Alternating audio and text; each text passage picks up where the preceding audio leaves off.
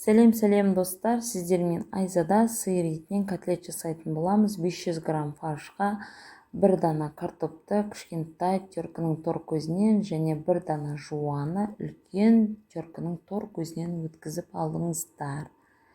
Және де 200 мг сүт, немесе сүт болмаса суға да болады. 2 дана нанның жұмсақ бөлігін не құйып, жібітіп алуды ұмытпаңыздар. Жібігеннен кейін дайын тұрған фаршымызбен теркіден өткізілген жуан мен картоптың үстіне салып, қалауыңызша бұрыш, қара бұрыш және тұз салыңыздар. Және де достар, менің каналыма жазылып, комментарий қалдырып және қоңыраушаны басуды ұмытпаңыздар. Осы жасалынған фаршты біркелкі етіп араластырып, өз қалауларыңызша көлемін жасап, ұнға былғай отырып қуырып алыңыздар.